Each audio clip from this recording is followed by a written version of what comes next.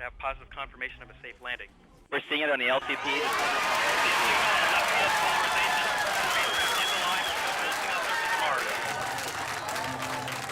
Very strong on LTP. Opportunity hit a hole-in-one when she landed. The airbag system rolled into the small crater called Eagle Crater.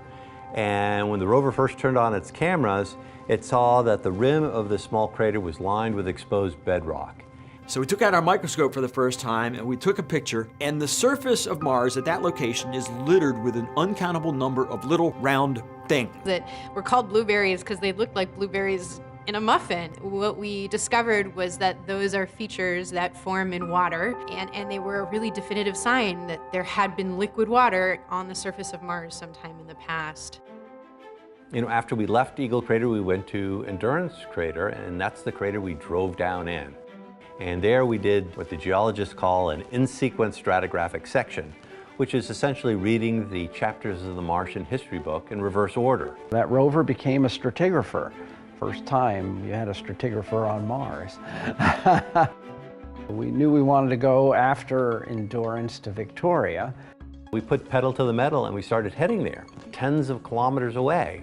We had to literally surf across these dunes of wind-blown material, and the rover got stuck in one of those. We had to get the rover unstuck. What we found is the best way to get it out is just to put it in reverse and gun it. The rover eventually popped out. And so we changed our driving strategy. So we recognized these ripples as hazards. We get to this giant half-mile diameter crater, Victoria Crater, and we want to figure out, gee, how can we go into this thing? All of a sudden we got high-rise images. We could see the rover in the image. And that was the very first image that we got from space showing one of our rovers. We spent a year scouting the edge of that crater to decide where we wanted to go in to get the best stratigraphic section.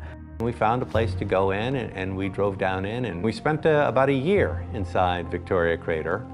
The science team was really excited about the idea of driving to Endeavour Crater, over 20 kilometers away. This is a long drive to do. It was going to take multiple years, but they decided to do it anyways. There were too many of these dangerous ripples in our way, and we actually had to take this circuitous route that at times took us away from the crater, only to then cut back and then approach it more directly. And then we pull up to Endeavour Crater, and all of a sudden there's all these new things to look at. We first discovered the homestake vein. It was this very, very bright linear feature. It turns out that there was a big gypsum vein, and we see these gypsum veins now all over. So it was our first taste of what is a really important process on Mars. We were driving to a valley, and along the way there we realized that right about the point where we were about to get to this valley, that was when we were going to cross the marathon mark. So we said, well, that's cool. We're just going to name this valley after that, call it Marathon Valley. That was when we reached the distance of a marathon, 26.2 miles on another planet.